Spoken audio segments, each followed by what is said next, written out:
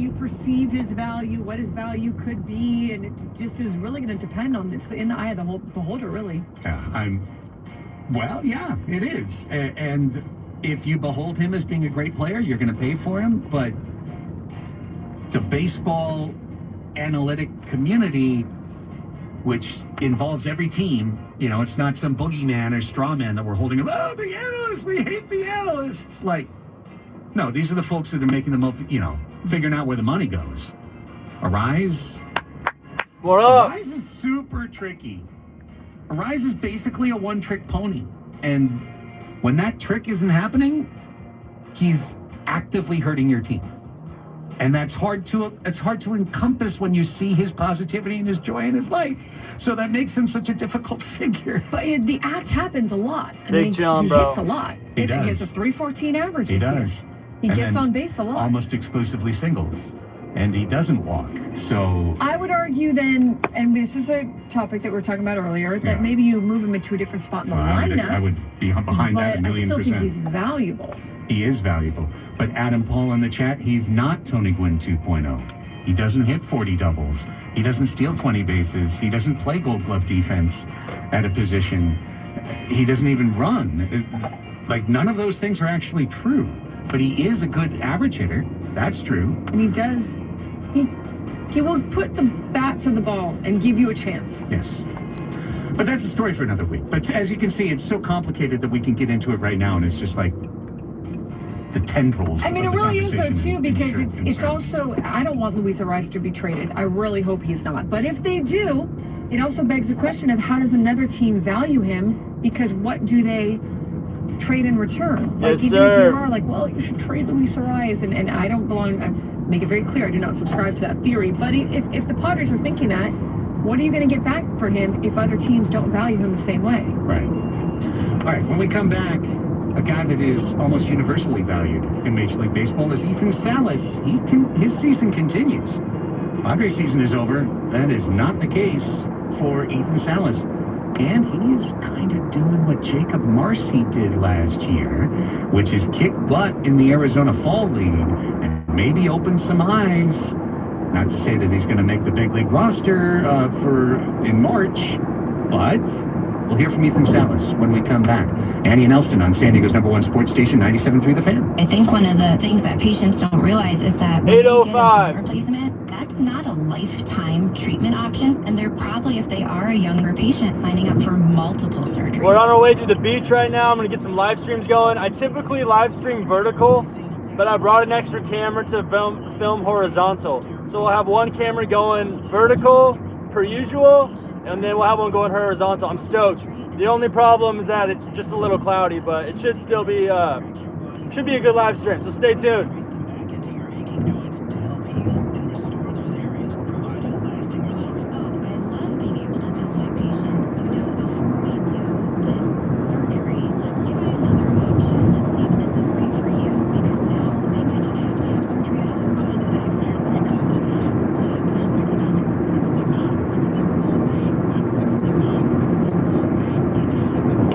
Oh yeah, SoCal. Sorry, the tripod's a little shaky.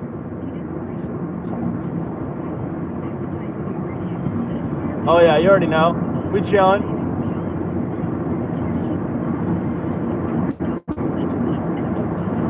No, I'm headed to the beach. Stay tuned to get some live streams cooking.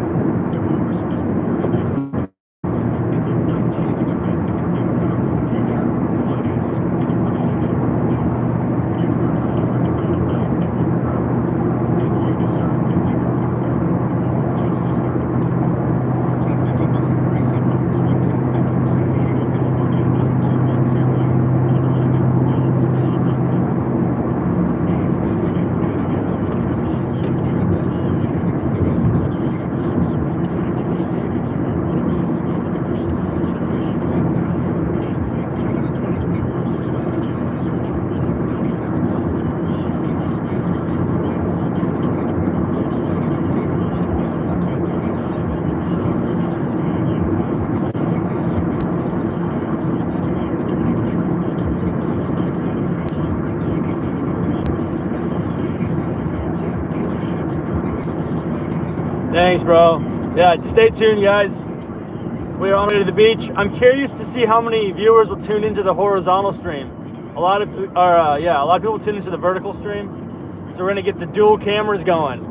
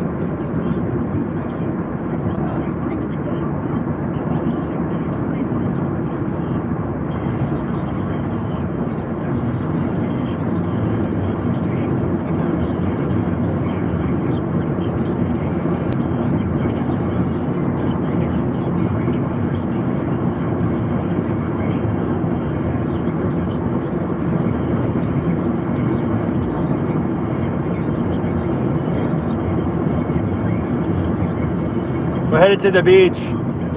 Hidden spot, you'll see. Stay tuned.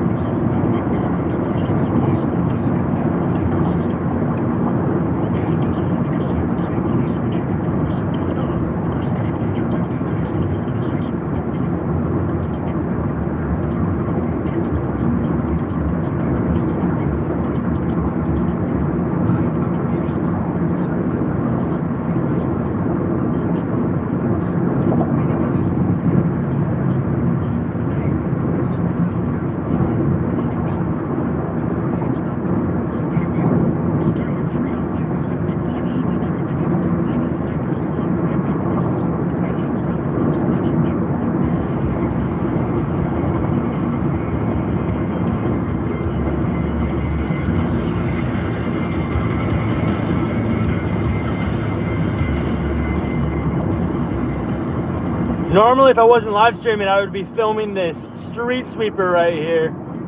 If you haven't checked out my channel, please check it out. I film like a lot of trucks on the road. It's pretty hilarious how I film them. I just literally hang out through the side of my window and get the best clip if I can, throw it online, get around like 10K views per good trucking video or machinery video. It's pretty hilarious. So almost ended the live stream for that one.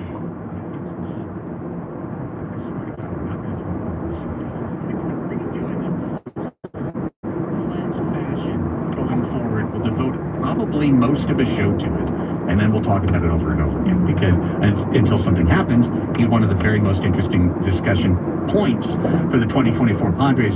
But it's wild how the chat has just, the entire commercial break has been litigating Luis Arraez.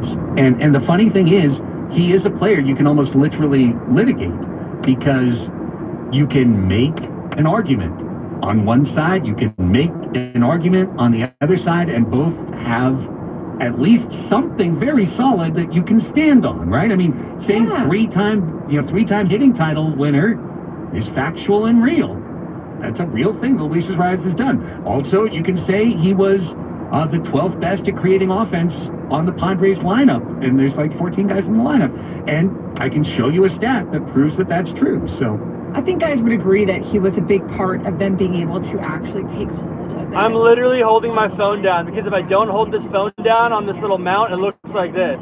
You should see what it looks like right now. We're live streaming. It looks ridiculous. It looks like I'm on my phone. Started in spring training, and so that they had already begun to be in the process of that. I mean, is that bad? I feel like I have to hold the camera down so it doesn't shake as much. The ability to just get on base, the contact, hitting the contact, the line drives, like that is something that once Luis arrived in San Diego and it was like celebrated and he was doing it so well and so often, the other players actually behind him went, okay, we can do this too, or we can at least try to do this too, and do it in a certain way. I don't know, but we'll get into it more. He to me is very valuable. Getting the bat on the ball and being able to give your team a chance at any any given moment to move a runner or get on base. And I don't know how much that thumb injury, maybe he would have more doubles. I know he's not necessarily a doubles hitter, but maybe he would. But maybe he would if the thumb wasn't bothering him. So there could be something to that ligament being torn all year where he could have been even better if he just didn't have that injury. I actually believe that. I do believe that. I think that it probably cost him 25, 30 points of average at least. Certainly a decent amount. I mean, his slugging percentage was the lowest of his career. This year. He had a lot of things that were the worst of his career this year. And it's hard to get traded again. You know what I mean? Like, this is the third time he was traded from the Twins to the Marlins, or the second time, the Marlins to the Padres. Both times right in the middle of the season. Or one might have been the off season, I don't remember. But he was traded in the middle of the season this year. So, yeah, not always easy to do that either. Braden, question for you. Paulie had a pulled clip earlier this morning from that Ethan Salas interview. I don't know if it's in the system or if we have to probably be in his folder. So I'll take it. Give her a San look. Diego, baby. As on our way to the beach. We'll just keep talking about Luis Arraez. We're going to play Mind the Gap in our next segment. In a minute, I'll open up the lines to get a couple of contestants on the line, because once again, we are going to be playing today for Parker McCollum concert tickets. So we'll need one person to play and one person to be the avatar that is cheering for me in case I win, and then they get the ticket. Which you want the? It's like 2 or 3 minutes or so, isn't it? 5 minutes. 5 minutes. 5 minutes. You can play some of it. You can tell me to cut it off. Yeah, let's do that. Luis Arraez was home at Baseball America, coming off of the Arizona Fall League, where he has started off by throwing out base runners and getting doubles and getting on base. Salas has been kicking at the AFL so far this year. It's a really good thing to see.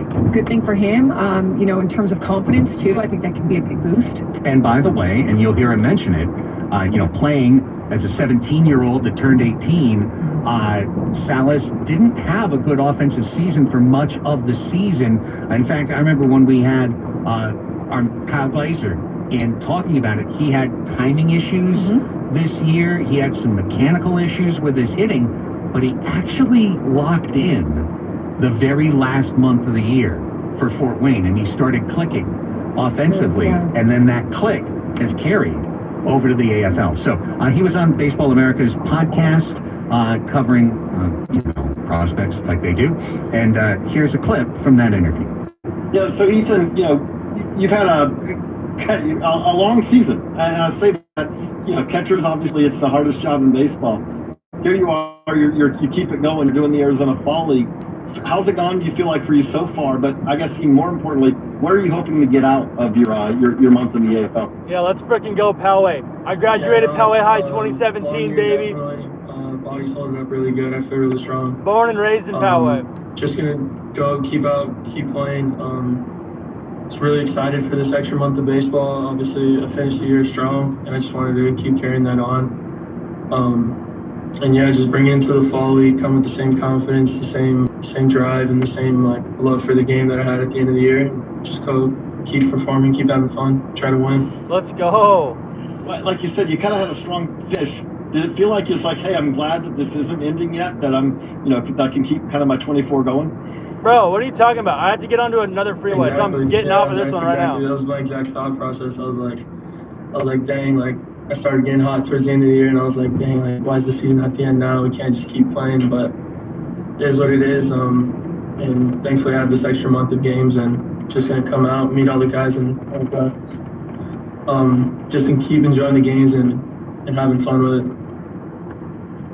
Hey, have you gotten to speak to some of the big leaguers on this current Padres team, and if so, who? And anything specific that you can point out that you guys have talked about? Obviously, there's quite a few big name players on that ball club. Yeah, no, I haven't talked to a lot of the guys. I talked to Jackson a little bit the other day. No, just catching up. Just probably gonna come out here, watch a couple of the games, but no, just talking to him a little bit, just catching up.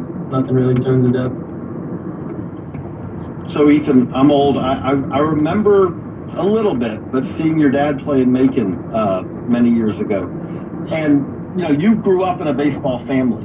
What was that like? Kind of coming Spot on, up, bro. Spot on. Having having a dad, having a brother also, but having a family where there's others who kind of know the path, who kind of know what you're going through. It's huge. It's really good because I can learn from them and talk with them about their experiences, because they've gone through what I've been going through, and not just having those people there who get you and are there to talk baseball with you. I think it's really good, and we just pick each other's brains and learn from each other's experience.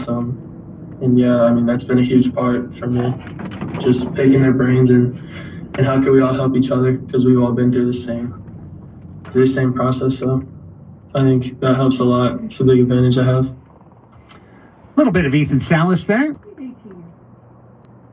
Yeah, he's a kid. He's 18 years old. He's a kid. He's a high school kid. I think it's good to point out that Jackson Merrill has taken an interest in him and in the other guys in the system, and we read that in Kevin Acey's newsletter, where he talked about how Jackson, unprompted, when they were in Arizona for the final series of the season, went over to watch some of these games and went over to watch Instructs and kind of be around some of these younger players and show his face. And we've heard Jackson Merrill say all season long, can't wait till these guys come up because I know they're going to be great and I want to help them the way that I was helped when I first came up. And that is going to be a cool thing to see Jackson Merrill, because he's very invested. I mean, he's already very invested in the minor leaguers that he was just recently part of, and in terms of wanting to have them be big contributors to the Padres at some point. Jackson Merrill is just the most obvious extension candidate in history. He's taking interest in younger players in the system. He's going to AFL Instructs. He's this dude is so entwined into the franchise. And he genuinely means it. He genuinely, when he was asked about breaking the RBI record for a rookie, he genuinely was like, I hope the next guy behind me, I hope Salas or DeVries breaks it when they come up, and it's just cool to see that. You don't always hear that from rookies or from players in general, right? So I think he really means it when he wants to help some of these guys make that transition whenever that time comes, and I think him being able to have some of this experience is going to be really beneficial. This hour on 97.3 The Fan is brought to you by Buffalo Wild Wings. Buffalo Wild Wings is football. San Diego sports fans, Buffalo Wild Wings is kicking off football season with 2 limited-time sauces. Try their new Buffalo Bacon Sauce for bold notes of smoky bacon, or get the fan-favorite hot barbecue before it's gone. Stop by your San Diego B-Dubs or order now for takeout and delivery with Buffalo Wild Wings. Go. Okay, we've reached that time. It's time to open up the phone lines and get ready for today's silly game. And today, the silly game spinner lands on the game of multi-generational trivia. I hate this. The trivia game literally built for anyone. This radio station segment is just not even good. It's some sort of funny game bullshit. We'll change it up.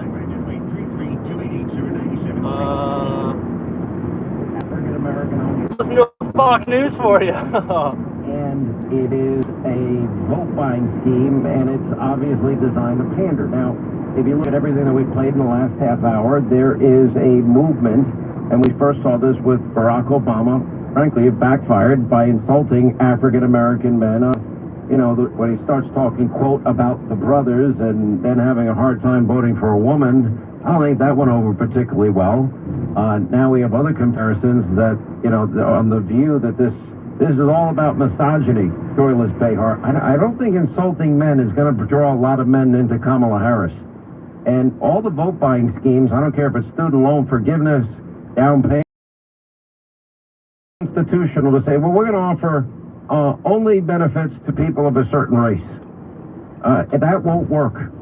Rap legend, Lord Jamar, do you know what that is? Ripping Kamala Harris. She's insulting to black people. She thinks we're stupid. And so much for Jim Crow 2.0. Remember Jim Crow 2.0? Because in Georgia yesterday, they had record turnout on the first day of early voting. I'm trying to get anecdotal information, which counties, voted, they're more rural areas, Atlanta, I just don't know. But early voting has started in the very important state of Georgia. And they're just getting more extreme, calling Trump a Nazi, a fascist, saying that he's going to go out there and he's going to put non-white people in camps. Kamala Harris has this caller to Charlemagne the God. And he brings up the term fascism. And then Joyless Behar brings up the term fascist. He wants to send in the military to kill liberals. And people like, what's her name, Rachel Maddow, suggesting that they may be taking people off the air and putting them in jail. Probably the people that are more likely to be targeted that way would be conservatives like me. The only one with enough sense that is voting for Kamala that I heard on this topic was Bill Maher. And he goes, I can tell you what I'm going to do if Trump wins. I'm going to go on the air every week and do my show and make jokes about Donald Trump. I'm not going anywhere. And I've had elections where I'm advocating for a particular candidate and I've lost those elections. And unfortunately, it's disappointing. You know that somebody is a better candidate. They don't win, and although sometimes Republicans have put up awful candidates, but this is an opportunity to secure your border, to end inflation, to lower your taxes, to bring back law and order, to have better schools, to get us to energy dominance, which will make the country rich, to restore America's place in the world, and to deal with, the people that they've let into this country unvetted, including murderers, rapists, other violent criminals, gangs, cartels, known terrorists, but we don't know where. Sorry, guys, I like listening to the sports radio, and that's like all I listen to, but they play the stupidest game right before 1 o'clock every single day, and I don't really listen to many other stations, so we're just listening to a little America stream because we got the election coming up, and we have a lot of, I guess that's not really important, but we do have a lot of people who tune in who don't live in America, so maybe they're curious about this absolute mess, but, yeah, we're almost at the beach. I'm going to be streaming on the beach. I'm going to do my first horizontal beach cam, and I'll also have a vertical beach cam going. So stay tuned. We're almost there. The only bummer is it's cloudy, but stay tuned. It's going to be a good time. 2016 and 2020. How many camps did we see? How many people of color were locked up by President Trump? How many of these crazy... I've told you about Spiro's great food and beautiful whatever. Coronado and La Jolla, but I want to remind you that Spiro's all... Let them answer. And are the borders better off? Is the economy better off? Are gas prices better off? Is the world safer than it's been? No, you're not better off than you were 4 years ago. So they have now resorted to lying. Trump's going to terminate the Constitution. Donald Trump says he's going to put non-white people in camps. Donald Trump's a fascist. He's a Nazi. Donald Trump, the problem is they got the law of diminishing returns impacting here. He's part of Project 2025. He said 100 times he's not. He's going to have a national abortion ban. No, he's not. Even Donald Trump's responsible for our wide open borders. No, he's not. You're the one that bragged that the border was secure for years. They bragged in the administration with a stroke of a pen all the Trump border policies. Harris claimed Congress claimed again that Congress has to act to fix the immigration system. No, they do not have to. She said this on Charlemagne the God. No, they don't. They did it with a stroke of the pen. And they could undo their damage with the stroke of a pen. Harris claimed Trump, called military suckers and losers. That, by the way, that has been fact-checked again and again and again. And just because they are. And by the way, Charlemagne the God did call out Harris for questioning a question on the filibuster, and also cast doubt on whether the election will be free and fair. A lot of people aren't paying too much attention to that. Then they're trying to take this remark of Donald Trump, when he talks about the enemy from within. He was very clear in his interview with Maria Bartiromo. It's sort of like when they say Trump says he's going to be a dictator on day one. When he made those remarks, he made them to me. And I was right there. I said, what do you say about the people that say that you're going to do this? Any to say, this is called context. He goes on, yeah, I'm just going to secure the border and bring back energy independence on that day. The media has been focused on this and attacking you. Yeah. Under no circumstances, you are promising America tonight you would never abuse power as retribution against anybody. Except the day one. Yeah. Except what? He's going, Chris. Except the day one. Meaning? I want to close the border, and I want to drill. That's not retribution. In the gap. We've got two folks on the line, each of whom... All right, we're back to the sports radio station. They're doing a horrible game show. I hate this segment, but have fun listening to it. We're almost at the beach. Stay tuned. I'm going to be live streaming at the beach for hours. Doing great, man. How are you? I would be doing better if Padres were still in the playoffs, but We'd have a game today if that was the case. We'd have game 3 today. Exactly. We'd be previewing it. It'd be the pre-game show. It'd be the pre-game show, but it's not. It's not. Nonetheless, Charles, now that you've bummed me out a little bit, we're going to try and pick things back up. Tell us a little bit about yourself before we play the game. I am a born and raised San Diegan, Ramona in particular, and I love the Padres. All right, that's cool. Very cool. So, Charles, if you beat me in the game known as Mind the Gap, you're going to get a pair of tickets to see Parker McCollum at the Open Air Theater down in Chula Vista, Cal Coast Credit Union Open Air Theater on October 25th. However, if I win today's silly game, DR in City Heights is going to be the one who gets the concert tickets. Hi, DR, how are you? Well, I like that I'm going to do nothing. Outstanding. I'll root for you. I love that.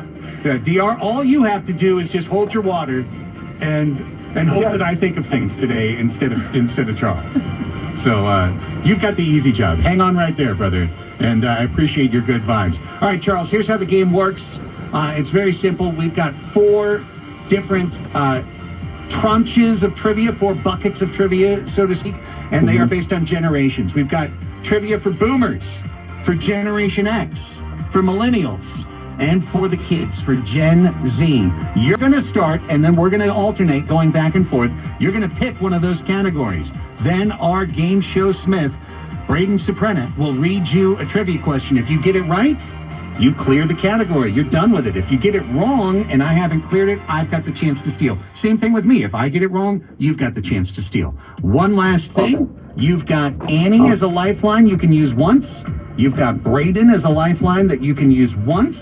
They're usually quite good about telling you when they might know the answer. And you can use that as an advantage in the game. You get it? Okay. Yes. All right, buddy. Boomer, Gen X, Millennial, Gen Z, the floor is yours. Where would you like to go first?